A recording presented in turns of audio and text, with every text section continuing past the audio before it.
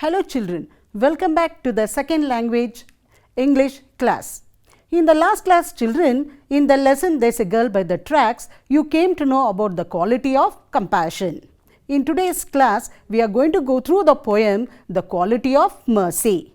So before we go to the poem, let us know about the poet William Shakespeare. William Shakespeare was a renowned English poet, playwright and actor. He was born on 26th April 1564 in Stratford upon Avon. His father was a successful local businessman and his mother was the daughter of a landowner. Shakespeare is widely regarded as the greatest writer in the English language and the world's preeminent dramatist. He wrote about 38 plays, 154 sonnets and 2 long narrative poems. A sonnet is a 14-line poem. The word sonnet is derived from the Italian word sonetto, meaning a little sound or song. The first 8 lines, the octave, asks questions or expresses an emotional tension.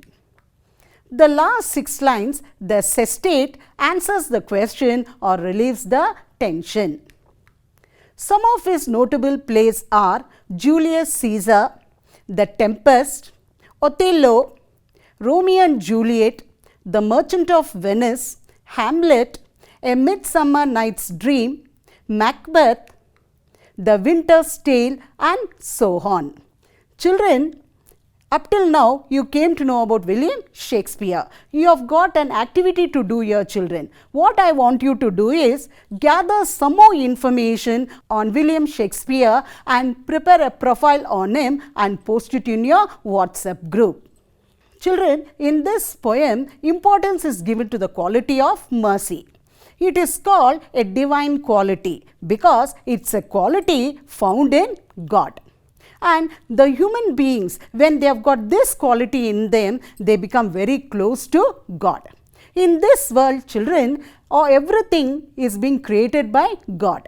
And in all the things, we can see this quality of mercy. For example, the sun gives us heat and light.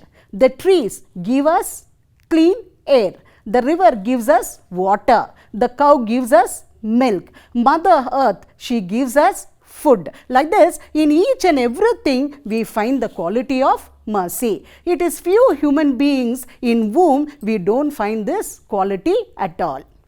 In this poem, Quality of Mercy, significance of this quality is explained. This poem is an extract from the play The Merchant of Venice written by William Shakespeare. Now, let's go through the background of this play and see in which situation this poem was written. Shall we go, children? Yes, the play Merchant of Venice. Antonio was a merchant who lived in Venice, a prosperous city in Italy. He was a very kind man. He had many friends, but his best friend was Bassanio. Bassanio was a young and handsome nobleman, but unfortunately, he had no money. He wanted to marry Portia. Portia was a beautiful and an intelligent girl. He needed money to marry her. When Antonio came to know this, he wanted to help. He told Bassanio to borrow money in his name. They went to Shylock, a Jewish moneylender, and asked him for the money. Shylock had a lot of money, but he was not at all generous. He hated Antonio because Antonio lent money without charging any interest for it. So, Shylock decided to take advantage of this situation. He gave them the money on a strange condition that the money should be returned within a stipulated period of 3 months, and if not, a pound of flesh will be taken from Antonio's body. Antonio agreed to this and borrowed the money for Bassanio. Bassanio took the money and went to a place called Belmont and married Portia. In the meanwhile, Shylock heard that Antonio had lost his ships. He was very happy that Antonio would not be able to pay the money. Shylock took Antonio to court and demanded that he fulfill the strange and cruel condition. The Duke liked Antonio and was sorry for him. But what could he do? Antonio had given a written and signed bond to Shylock, and according to the law, Shylock was right. When Bassanio and Portia heard of all this, they rushed back to Venice. Portia told Bassanio to pay Shylock twice the amount to save Antonio. But Shylock was adamant because the stipulated time of 3 months was over. He demanded only a pound of Antonio's flesh. Everyone in the court, including the Duke, felt that Shylock's demand was inhuman. The Duke asked Shylock to show mercy towards Antonio, but Shylock was not ready to do so. Just then, a young lawyer entered the court. He said that he would fight Antonio's case. He asked Antonio whether he had agreed to Shylock's condition. Antonio said that he had agreed. The young lawyer requested Shylock to show mercy. The lawyer pleaded that mercy is a quality of God Himself. When a person shows mercy to someone else, they are both blessed. Mercy was more valuable than a king's crown, but all this had no effect on Shylock. The young lawyer then said that the law allowed Shylock to take a pound of flesh, and he could do that, but warned that while cutting the flesh, Shylock should not shed even 1 drop of Antonio's blood. Also, he should cut exactly 1 pound of flesh, nothing less, nothing more. That would not be allowed by the law. Shylock realized that he was defeated, and as punishment, he had to give away half of his wealth to the Duke and other half to Antonio. The lawyer was none other than Portia. Antonio's life was saved. Later, they learned that Antonio's ships were safe and he had not lost his money. Thus, the story ended happily. Did you like the play, children? Yes. Now, what do you learn from this play? Yes, we learned that we should not take revenge on others, and if we try to harm others, in the end, we are going to be the loser and we are going to lose everything. Is it clear, children? Now, let us move on to the poem, The Quality of Mercy, written by William Shakespeare. The quality of mercy is not strained. It dropped as the gentle rain from heaven upon the place beneath. So, here the poet is saying the quality of mercy is not strained. That means the quality of mercy is not forced. It should be present naturally in each one of us. It should not come out of force. It dropped as the gentle rain from heaven upon the place beneath. It dropped. Children, look at this word dropped. It is Old English word. The modern word for that is drops. It dropped, and here the poet compares the quality of mercy to the gentle rain. Just like the gentle rain falls from the heaven upon the earth and it doesn't cause any destruction at all. In the same way, the quality of mercy is also harmless. It is twice blessed. It blesseth him that gives and him that takes. Here also you see, children, this word blessed. That is also Old English word. The modern word is blessed. And in the second line, blesseth, that is also old word, and the modern word is blesses. Here the poet says it is twice blessed. The quality of mercy is blessed twice. It blesseth him that gives and him that takes. So the giver and the taker, both of them are blessed over here. And the person who shows the mercy, he doesn't lose anything. On the other hand, he is being respected in the society. And the person who receives the mercy, his life is saved. He is not being punished and it helps him to become a very good person. It is mightiest in the mightiest, it becomes the throned monarch better than his crown. This is, that is also Old English word, children, and the modern word is it is. It is mightiest in the mightiest, it becomes. In a kingdom, the king is all powerful. The king has got full power and there is nobody above him. Is it clear? And he can do whatever he wants to do and the people have to listen. But the quality of mercy, even though the king is all powerful, the quality of mercy is more powerful than the king who has got the power. The throned monarch better than his crown. The king who is sitting on the throne, he is greater than the crown what he is wearing. His sceptre shows the force of temporal power, the attribute to awe and majesty. His sceptre, look at this picture, children. In the picture you can see the king holding a rod. That rod only we call it as sceptre. So his sceptre shows the force of temporal power. This rod stands for temporary power. Up till the king is there in power, he has got the power. Once he loses the power and he steps down from the throne, he doesn't have any power at all. The attribute to awe and majesty, and when he has got the sceptre in his hand and when he has got the royal power, it creates fear in the minds of the people. Wherein doth sit the dread and fear of kings, but mercy is above the sceptre sway. Wherein doth, the word doth is also Old English, children, and modern word for that is does. And when the king has got this sceptre in his hand, it shows royal power and the people are very scared and they show obedience and respect to the king out of fear, and it is not because of love and affection. But mercy is above, but the quality of mercy is above the power of the sceptre sway.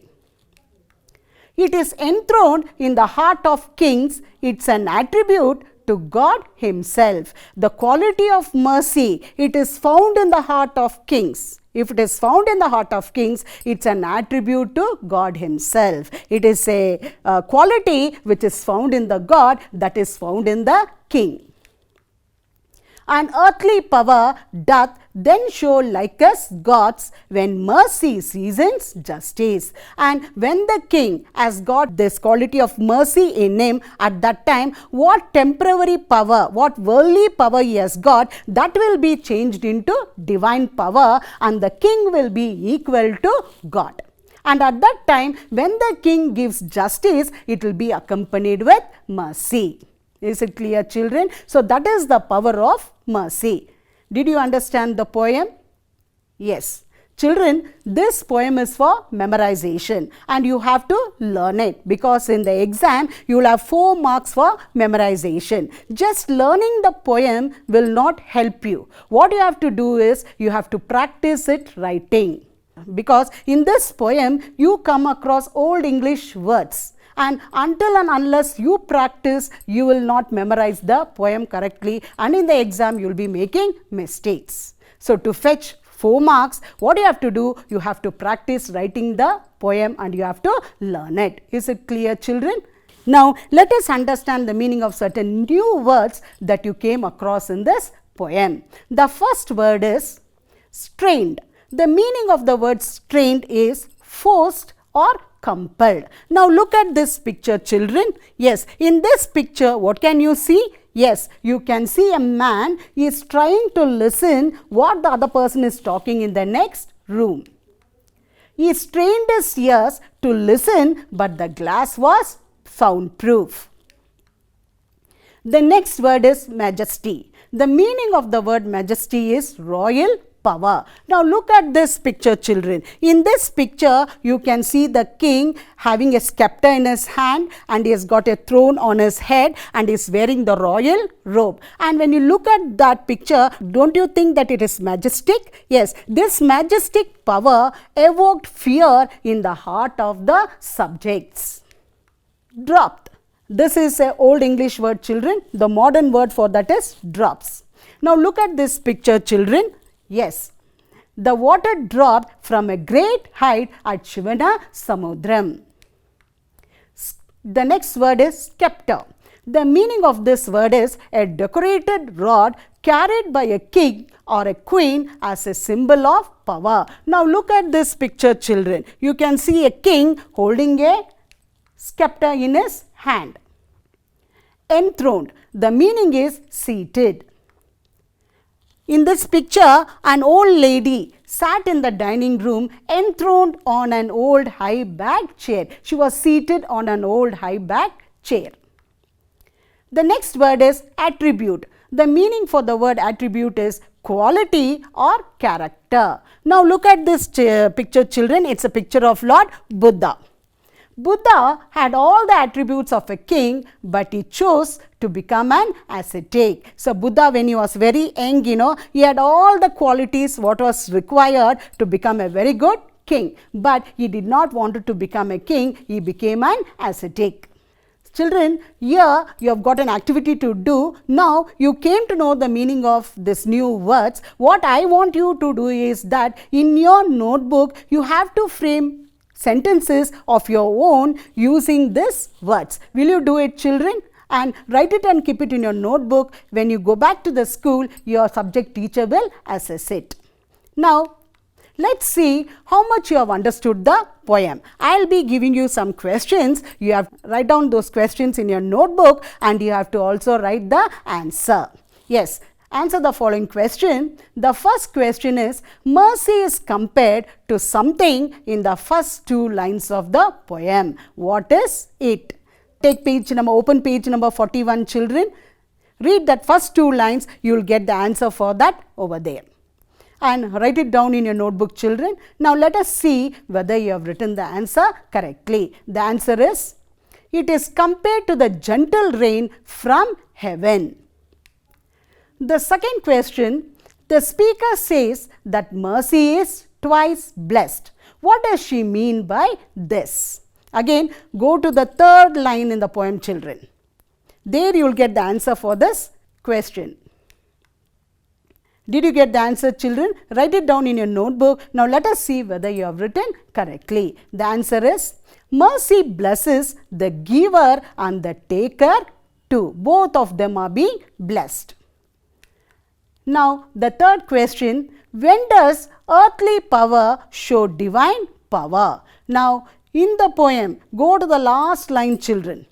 Over there, you have got the answer for this question. Did you get it? Write it down in your notebook.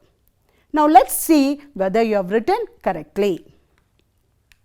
When a king declares justice combined with a sense of mercy, that is the answer for the last question.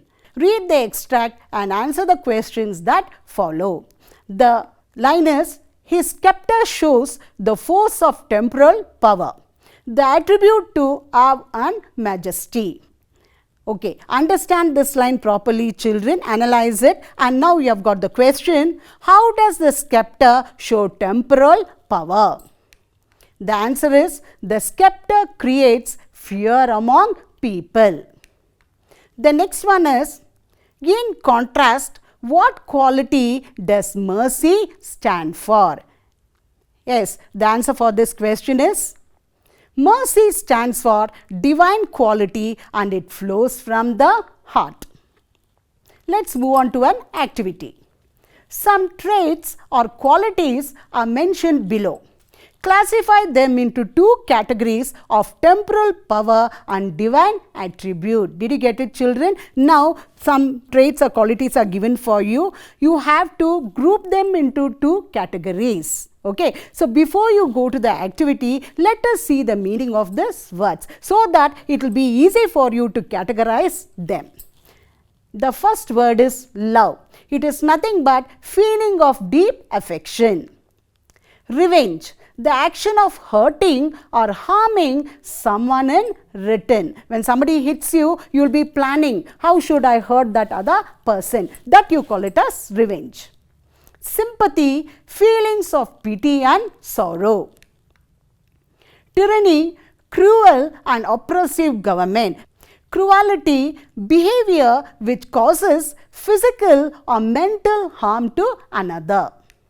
Mercy, forgiveness shown to a person who could be easily punished or harmed. Miserliness, too much desire to save money. Some people, you have seen children, they won't spend any money at all. They'll have lots of money, they will not give it to others, and they will try to make more money. Those people, we call them as miserly. Hatred, intense dislike.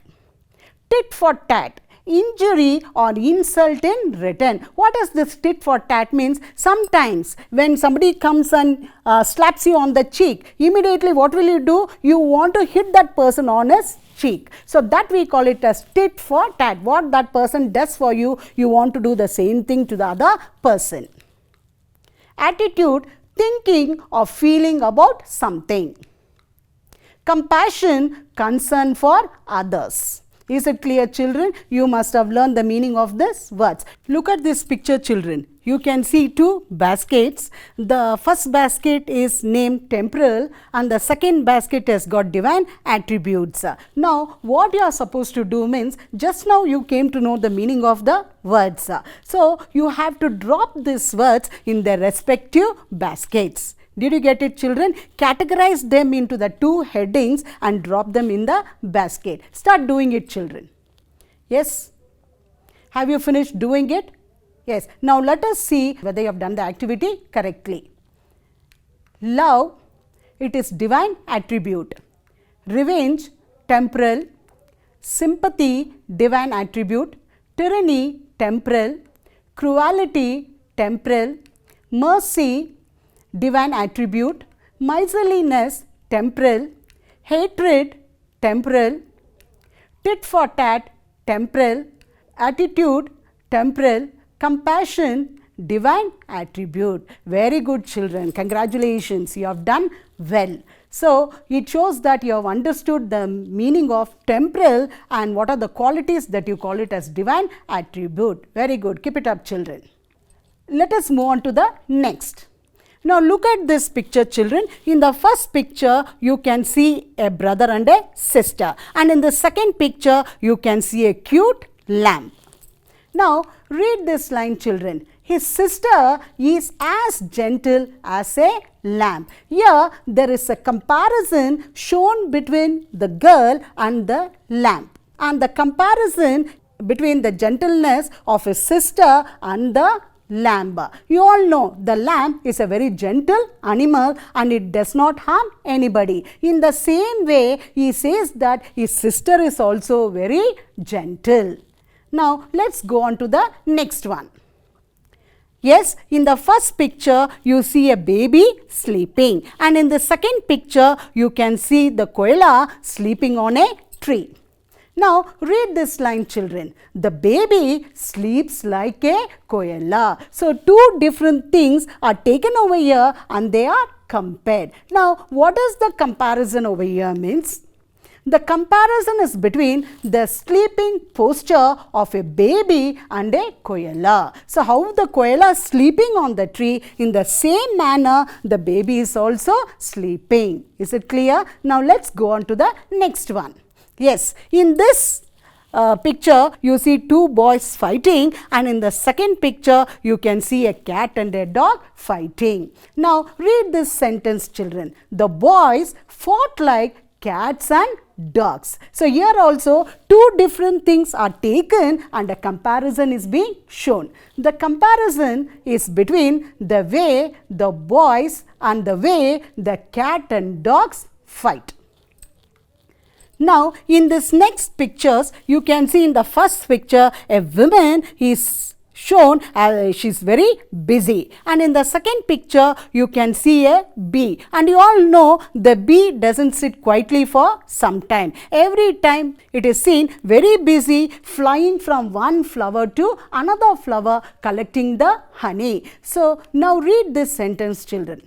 She was as busy as a bee. Here also two different things are taken and a comparison is being done. And the comparison is between a lady and a bee who are always busy.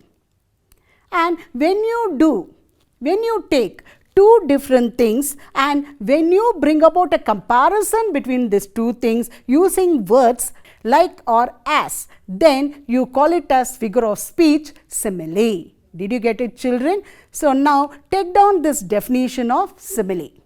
A simile compares two unlike things using the words like or as. That means two different things will be taken and a comparison will be made between these two different things using words like or as, and one aspect will be common in both these things. And when you do this type of comparison, we call it as simile. Is it clear, children? Now, based on what simile you have understood, there is an activity for you. Choose the correct word from the options given and complete the simile. Yes, the first one is, the sun made the sidewalk as hot as a dash. The heat of the sun made the footpath very hot. And how hot it was, you have to write the simile for that. 4 options are given below: refrigerator, ice cube, campfire, frying pan. Yes, the sun made the sidewalk as hot as a, which is the correct option, children? I can hear some of you saying, yes, it was as hot as a campfire. Did you get it? Have you written it correctly? Good. This next one, the girl can swim like a dash. Okay, here also you have got 4 options, children: dolphin, rock, fish, drum. Okay, so select the correct option, children. The girl can swim like a, yes, like a fish. You people are correct. Very good. Yes, the third one, her face was as red as a dash. Here also you have got 4 options, children: strawberry, banana, tomato, pear. Yes, I can hear some of you giving me the answer. Her face was as red as a tomato. Did you get it, children? Yes, very good. Now, let's move on to the home assignment. You have got 2 assignment, children. Write it down in your notebook and find out the answers for it and write it neatly. The first assignment is, write the summary of the poem Quality of Mercy in your own words. Take it down, children. Have you finished? Yes. The second one is, the speaker compares the power of the king with the power of mercy, saying that mercy is the mightiest of the mightiest. How does she justify this? Have you taken down, children? These are the 2 assignment and you have to write the answers for this and keep it with you. Your subject teacher will check it when you go back to the school. Now, I come to the end of my session. So, before I sign off, children, don't forget to scan the QR code. See, on page 41, in the middle of the page, you have got the QR code. When you scan the QR code, it will take you to Diksha app. And once you go to the Diksha app, you will get lots of information related to this poem. It can be in the form of question answers or it can be in the form of language exercises. Now, I come to the end of my session. I hope this session was very interesting and very useful to you. Thank you. Bye, children.